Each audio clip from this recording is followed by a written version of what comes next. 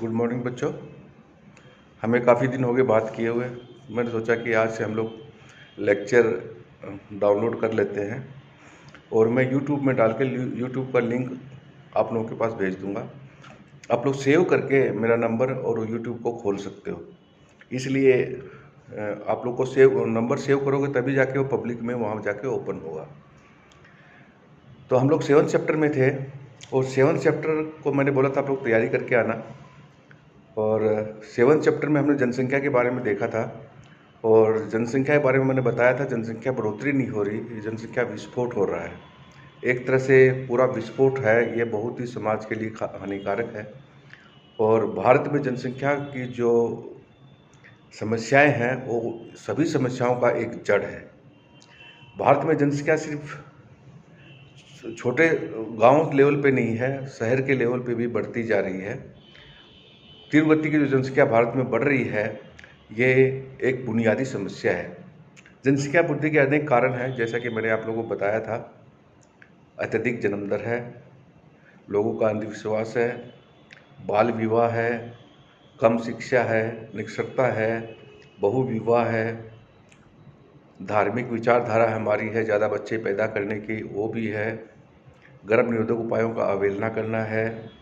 प्रचार तंत्र का कम प्रभाव हमारे पास, हम लोग मीडिया में इसको ज़्यादा नहीं दे पाते हैं, इसका भी एक प्रभाव है। आर्थिक संकट है हमारे ऊपर, तो आर्थिक संकट की वजह से लोग जनसंख्या वृद्धि को रोकने में नाकामयाब हैं। इसके लिए वर्ल्ड लेवल पर काफ़ी कॉन्फ्रेंस हुई हैं, हमारे देश में भी काफ़ी काम किया जा रहा है। विश्व स्तरीय अगर सम्मेलन हम लोग देखें तो 2 सप्ताह की अवधि का था, जो 16 अगस्त 1931 में 16 अगस्त से 31 अगस्त तक चला था। ये 1974 में हुआ था। इसमें भाग लेने वाले संभोगियों की संख्या लगभग 4000 थी। काफ़ी लोगों ने भाग लिया था, 4000 के करीब लोग इसमें थे। बहुमत के आधार पर स्वीकृत एक्शन प्लान में निम्नलिखित बिंदु हमारे पास थे। पूरे 4000 जो व्यक्ति इकट्ठे हुए थे उनके पास थे। राष्ट्रीय नीति पर हमें काम करना है, कम जन्म दर और मृत्यु दर में संतुलन बनाए रखना है, 1985 तक 62 वर्ष और सन 2000 तक 74 वर्ष की जो जीवन की प्रत्याशा है उसको कायम करना है, माँ बाप को उचित शिक्षा देना है। इस प्रकार के कार्यक्रमों के लिए हमने उसमें रूपरेखा रखी थी। उसके साथ कुछ और भी हमने अपने विचार रखे थे। परिवार सीमित रखने के उपाय, जीवन स्तर में बढ़ोतरी के उपाय, जिन देशों में आबादी में वृद्धि आवश्यक है उसमें 1985 तक हमें कार्य करना था। विकसित देशों द्वारा अनेक देशों को सभी प्रकार का सहयोग देना था। कानून द्वारा परिवार की सीमांकन करना था। पुरुषों के साथ स्त्रियों की समान भागीदारी का भी हमारे पास विचार था। जन्म दर में वृद्धि के बजाय मृत्यु दर में कमी के लिए हमें काम करना था। जनसंख्या वृद्धि में कमी का समयबद्ध टाइम निर्धारित किया गया था। स्त्रियों के लिए शिक्षा अनिवार्य की गई थी। जनसंख्या का झुकाव निर्यात नियमित वार्षिक सर्वे के अनुसार हमें ज्ञात करना था। देश में ग्रामीण अंचलों को उत्साहित करना था। प्रदेश गमन को उत्साहित करना था। शोध योजनाएं बनानी थी जनसंख्या कंट्रोल करने के लिए।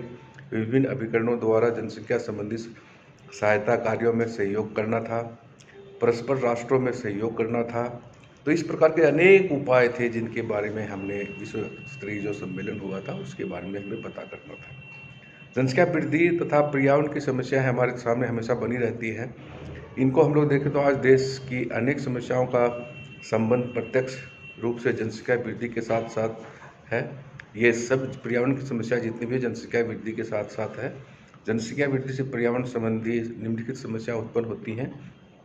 पर्यावरण से संबंधित गुणवत्ता के स्तर में जो जैसे ऑक्सीजन लेवल कम हो रहा है, बाकी चीज़ें हैं, वन कम हो रहे हैं, तो ये सब चीज़ों का हमें पता लगाना था। योजना की गुणवत्ता तथा रहन सहन का स्तर हमें निम्न होना है, उसके लिए हमें काम करना है। नैतिक तथा आर्थिक स्तर पर गिरावट आना, ये हमें करना है।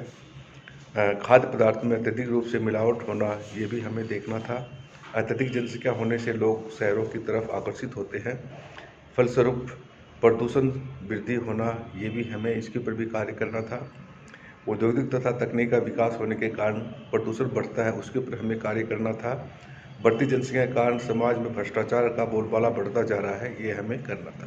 तो ये सभी समस्याएं थी पर्यावरण से जो जुड़ी हुई है हमारी जनसंख्या की, उसके बारे में हम लोग देख रहे थे। जनसंख्या वृद्धि को रोकने के अनेक उपाय किए गए, हम लोग कर रहे हैं, और इनके उपायों की जो रूपरेखा है मैं अगर आपको बताऊं तो जनसंख्या वृद्धि को रोकने के लिए हमें जो कार्य करने हैं उनको हम लोग देखें तो सबसे पहले कार्य ये है जनसंख्या शिक्षा। शिक्षार्थी वर्ग के लिए पॉपुलेशन जनसंख्या शिक्षा में इस प्रकार समावित किया जाए ताकि लोगों को पूर्ण रूप से इसका ज्ञान हो, किस प्रकार जनसंख्या बढ़ती है उसके हमें पता लगाया जा सके और उसके ऊपर हमें काम कर सकें। इसलिए हमें इसके ऊपर कार्य करना था। प्रचार कार्य, इसके लिए मीडिया जो है काफ़ी हमारी हेल्प कर सकती है। तो हम प्रचार के रूप में ये देखें कि प्रचार के द्वारा हम जनसंख्या को किस तरह कंट्रोल कर सकते हैं और पर्यावरण को किस तरह सुरक्षित कर सकते हैं, ये मीडिया हमारा अच्छा काम कर सकता है। इसी प्रकार अनेक कार्यक्रम शिक्षित एवं अन्य सामान्य व्यक्तियों के लिए जो एजुकेशन है उनके लिए भी हमें काम करना है। तो उसे काम करने से कुछ न कुछ जनसंख्या बढ़ोतरी को रोका जा सकता है। छोटे परिवारों के लिए सामाजिक आर्थिक प्रोत्साहन जो है वो हमें देना था, तो वो भी हमें कार्य करना था। विशेषतः महिलाओं के लिए जो भूमिका है समाज को कंट्रोल करने में, जनसंख्या कंट्रोल करने में काफ़ी अच्छी भूमिका है, उसके लिए महिलाओं को शिक्षित किया जाना बहुत ही अनिवार्य है, तभी हम जनसंख्या को कंट्रोल कर सकते हैं। और जो रिप्रोडक्शनेबल जो एज है, जो महिलाओं की एज है, उस एज को नियोजित कार्यक्रम के अंतर्गत लाकर उसके ऊपर कार्य करना, ये भी हमारे पास एक अच्छा साधन है जिसके द्वारा जनसंख्या को हम लोग रोक सकते हैं। और इसके साथ साथ अन्य कार्यक्रम है उसको हम लोग लागू करें तो जनसंख्या को कंट्रोल किया जा सकता है। इसी प्रकार पर्यावरण के जो जनसंख्या के ऊपर प्रभाव है इसके बारे में काफ़ी हमें देखने को मिल रहा है। परिवार नियोजन के कार्यक्रम है, इनको हम लोग लागू करें तो इसका काफ़ी फायदा हो सकता है पर्यावरण के ऊपर। परिवार नियोजन भारत में एक ज्वलंत विषय है, इसके बारे में काफ़ी आपको पता है कि इमरजेंसी लागू हुई थी, उस टाइम भी परिवार नियोजन का जो विचार है हमारे सामने आया था। उस टाइम से हमें ये काफ़ी कुछ फेस करने को मिला है। सरकारी प्रयास हुए थे उस टाइम में, जो उसके ऊपर कार्य किया गया था। परिवार नियोजन के कट्टर समर्थक हम दो या हमारे दो के जो नारा दिया गया था उसको लागू करना बहुत ही ज़रूरी है। आज सभी प्रकार की बहसें छोड़कर हम मुख्य आवश्यक जन्म दर कम करने और जो मृत्यु दर है उसको भी कम करने के लिए कार्य कर रहे हैं। अप्रैल 1976 में राष्ट्रीय जनसंख्या नीति बनी थी जिसके मुख्य बिंदु निम्न प्रकार से 1976 में जनसंख्या नियंत्रण की एक नीति बनी थी, उसके निम्न बिंदु इस प्रकार हैं। शादी की उम्र निर्धारित की जानी चाहिए, लड़की की उम्र 18 साल और लड़के की उम्र 21 साल होनी चाहिए। राज्यों को केंद्र की सहायता से 1971 के आंकड़ों के आधार पर 2001 तक जारी रखने पर जोर दिया गया, जिसमें राज्य जनसंख्या पर नियंत्रण रख सके। स्त्री शिक्षा को सुधार पर जोर दिया गया था। छोटे परिवार को अपनाने के लिए क्षेत्र में कार्य सभी मंत्रालयों द्वारा डाला गया था। प्रतिवर्ष समीक्षा की बात की गई थी। नसबंदी ऑपरेशन के लिए आर्थिक रूप से सहायता की सुविधाएं 1 मई 1976 में लागू की गई थी। समुदाय आधारित प्रेरणाएं देने का निर्णय पंचायत समितियों ग्रामीण लेवल पर किया गया था। स्थानीय संस्थाओं पर पंजीकृत ऐच्छिक संस्थानों को इस क्षेत्र में कार्य करने के लिए धनराशि, आयकर में रिबेट, अनुसंधान कार्यों को प्रोत्साहन देना था। स्थानीय संस्थाओं पर पंजीकृत ऐच्छिक संस्थानों को इस क्षेत्र में कार्य करने के लिए जो धन राशि दी जानी चाहिए सरकार द्वारा वो उठाई जानी चाहिए। संतानों की संख्या की अनिवार्यता लागू करने के लिए कोई कानून नहीं बन पाया, किंतु राज्यों को छूट दी गई कि यह कार्यक्रम बिना भेदभाव के सभी नागरिकों पर लागू हो और इसलिए जो राज्य सरकार है उनको पावर दी गई थी कि वो इस प्रकार के कानून बनाए।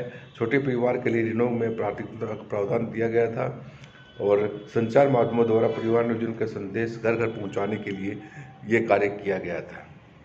ये सभी प्रोग्राम जो हैं ये जनसंख्या कंट्रोल और पर्यावरण को नियंत्रण करने के लिए हमने रखे थे। 15 फरवरी 2000 को नई राष्ट्रीय नीति की घोषणा हुई, जिसमें निम्न कुछ शर्तें रखी गई थी।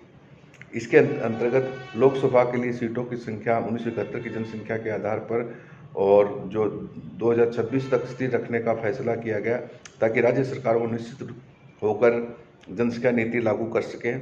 गरीबी रेखा से नीचे रहने वाले दंपतियों पर अगर कानून योग्य आयु सीमा के बाद शादी करती है और संबद्ध महिला 21 वर्ष के बाद पहली बार मां बनती है, तो दंपति को पुरस्कार राशि दी जानी चाहिए। इस प्रकार की ये नीतियां बनाई गई थी। गरीबी रेखा से नीचे रहने वाले लघु परिवार के सिद्धांत को मानने वाले 5000 तक की स्वास्थ्य बीमा योजना का प्रावधान बनाया गया था। 2045 तक जनसंख्या के स्थिरीकरण का लक्ष्य प्राप्त करने के लिए जो 2 बच्चे के प्रावधान को जारी रखने के लिए उस पर जोर दिया गया था। जनसंख्या नीति को लागू करने के लिए प्रधानमंत्री की अध्यक्षता में राष्ट्रीय आयोग का गठन किया गया था, जिसमें परिवार कल्याण मंत्री के अलावा सभी राज्यों के केंद्र शासित प्रदेशों के मुख्यमंत्री, गैर सरकारी संगठनों के प्रतिनिधि होंगे। इस प्रकार का कार्य किया गया था। छोटे परिवारों की जो विचारधारा है उसको प्रोत्साहन राशि देने का कानून बनाया गया था। जनसंख्या नियंत्रण के लिए तत्कालीन, मध्य अवधि तथा दीर्घ अवधि के कदम उठाने की व्यवस्था की गई थी, जिसमें 2010 तक एक दंपति को 2 बच्चे का लक्ष्य प्राप्त किया जा सके। शिशु मृत्यु दर से 30% की कमी करने का प्रयास किया जाएगा, ये भी एक प्रावधान बनाया गया था। इसी प्रकार उत्तर प्रदेश, बिहार, राजस्थान, मध्य प्रदेश सहित 12 राज्यों व केंद्र शासित प्रदेशों के लिए विशेष योजना घोषणा की गई थी, क्योंकि देश में 55% आबादी इन्हीं राज्यों में निवास करती है। परिवार नियोजन विभाग में तकनीकी मिशन प्रस्तावित किया गया था।